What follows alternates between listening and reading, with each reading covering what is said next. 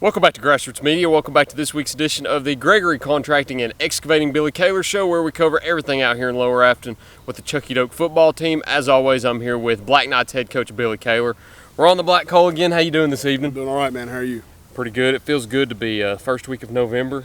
I'm sure living in South Carolina, it's always a little warmer than this time of the year in November. What's the lowest it gets down to in November when you were in South Carolina? We played one playoff game one year, second round. That was in the 20s. It was pretty cold. Wow. But that is it is not uncommon. I've coached many a first round game in shorts and a short sleeve shirt. I could see it. So it gets down to 60s and our boys start putting long sleeve shirts on down there. So it's weird how this past Friday night you have to bundle up and layer up because it gets down into the lower 50s, high 40s, and then you come out here on a Tuesday afternoon and it's nice, sunny and 70 out here. Yeah, it's supposed to be almost 80 on Wednesday. So that's crazy. And then next Wednesday it'll probably be in the 40s. It's the South in the fall. That's correct. Tennessee weather is about as bipolar as it gets. I didn't live in South Carolina, but I'm sure you can maybe say the same thing. I don't know. Yeah, it just don't get quite as cold, but it gets a lot hotter. I've had them. We had a Thanksgiving Halloween about 3 years ago. It was 84 on Halloween. On Halloween. So it is what it is. It's incredible weather down this way, but let's talk about some football. This past Friday night, you had your first round playoff game. Had Alcoa. We talked about the challenge going into that. It was a formidable challenge going into it. Lost by the score of 56-6. Talk about that game in total and talk about your trip in the playoffs this year. Yeah, not the finish we wanted, obviously. Certainly not the placement we wanted in the playoffs. We're a couple plays away at Johnson County and Unicoi. Either one of those games swings and we're the 2 seed, which is obviously, rather have played at home, but it is what it is. I thought our kids played really, really hard. Really didn't think we played bad.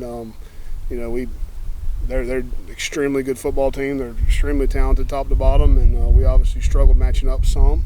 But man, couldn't be prouder of how hard our kids played and how we finished the year. I know one thing that you had talked about going in was trying to stop their run game, and you did a really good job at that. I think I read 16 rushes, under 100 yards, 90 was the total that I saw. Talk about how you were able to stop their run game for the most part and kind of slow them down in that department. Yeah, we played well up front defensively. We, for the most part, read our keys pretty well at linebacker, filled well. I was really impressed with how we stopped the run.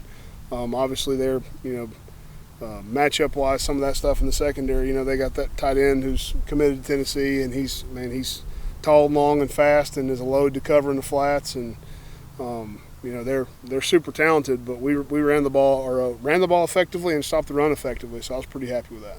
And then I think the passing game was what got to you most. I can't remember the exact stats on that, but the passing game was really where I think they set themselves apart. Was the passing game the most that kind of allowed them to get out in front and get those points on the board early from you guys?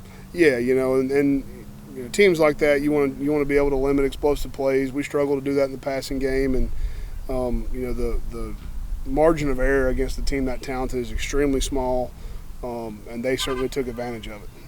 And another thing, too, is I'm sure an opening kickoff return for a touchdown doesn't help either. Yeah, 56-6 is a tough score, but you look at it, we gave a kickoff return for a touchdown. We had a scoop and score. We had a pick six.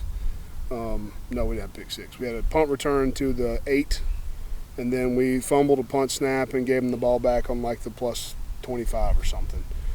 So there's, 2 scores and 2 red zone possessions they have, and they didn't have to do any work to get those. So that, that's 28 points. Mm-hmm. Does that change the tide of the game? I don't know, but it certainly didn't help. And then you were able to get on the board once with that touchdown pass from Nick Palazzo to Isaiah Treadway. Yep. It's something that Mark and I talked about this past Saturday, and it's something that I think we might have mentioned on one of these interviews, but if not, we'll go ahead and get it in now. Isaiah Treadway, career touchdown reception leader in Chuckey-Doak's football program history, and he added another one to that in that playoff game. Yep.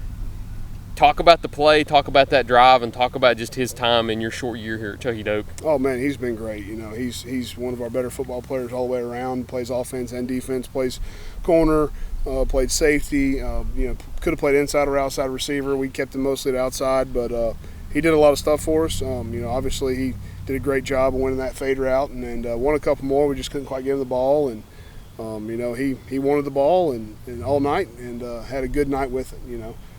So extremely talented player. Hopefully going to have him try to find him a chance to play at the next level because he's a great kid and is certainly very talented.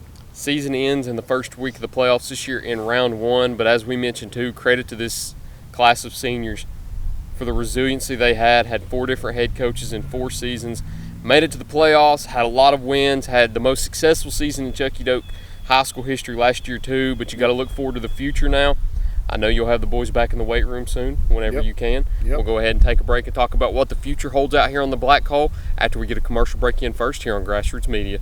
At Corner Pond, the friendly and knowledgeable staff has the experience necessary to help you out regardless the need. Have an item of value you'd like to pawn or sell? Corner Pond can help. They pawn numerous items of value, including firearms, tools, ammunition, silver, coins, and much more.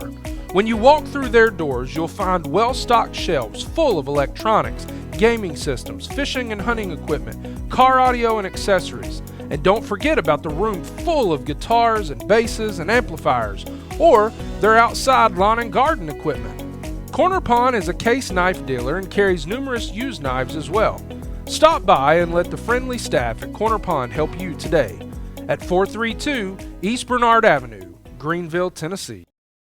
Pizza Inn's new Right Way Buffet is open and ready for you and your family. Now with new garlic buttery crust and stuffed crust pizza, along with salads and desserts. It's the best part of your day. The all-day, everyday buffet. Only at Pizza Inn Greenville. Welcome back to Grassroots Media, and welcome back to this week's edition of the Gregory Contracting and Excavating Billy Kaylor Show, where we cover everything out here in Lower Afton with the Black Knight football team. As always, I'm sitting here with Chuckey-Doak head coach Billy Kaylor. So we kind of put a cap on this season in the last part of this video. Let's move forward and talk about the future out here at Chuckey-Doak now. You graduate one of the most successful programs in school history. We'd already talked about Brazen Mervyn, Brock Holt, Isaiah Treadway, Nick Palazzo. Talk about what the future holds for Chuckey-Doak also. I know you saw some glimpses of a few athletes that we're going to hear a lot about in the next few seasons. Tell us what you expect going into 2024.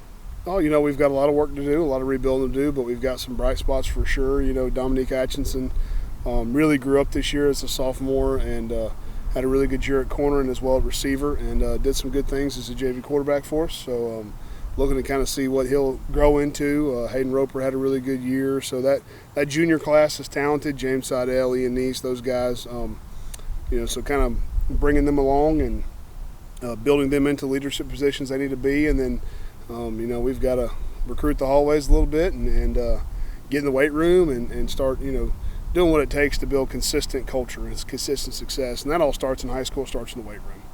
And I know, I don't know if you want to talk about it as much, but one thing we've talked about the last few weeks too is you've got some things that are going to go around or going to change around here at the Black Hole a little bit also. Is there anything you could tell us about what might change around this certain area?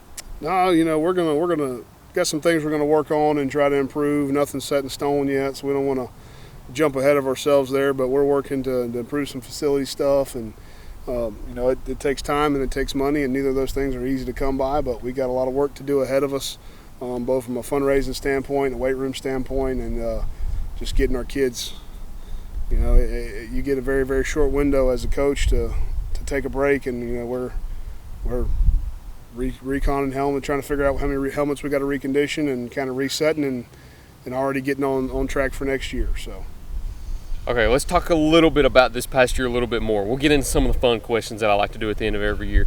I know this was your first season at Chuckey-Doak High School. What were some of the most fun parts, most fun games, most fun moments that you had with the team throughout the year? Personally, for me, the first win was big. That's one that you never get that one back. The first game at home, ending in a win as a head coach, you dream that stuff up. It's pretty awesome to see, and it's hard to pick out specific instances. Really, really proud and grateful of how hard those kids played all year. You think back to the Granger game, and that was a tough game offensively, and they just gutted out a tough win, and then. Other opportunity. Same thing happened at Pigeon Forge. We gutted out a close one, and played Unicoi down to the wire, and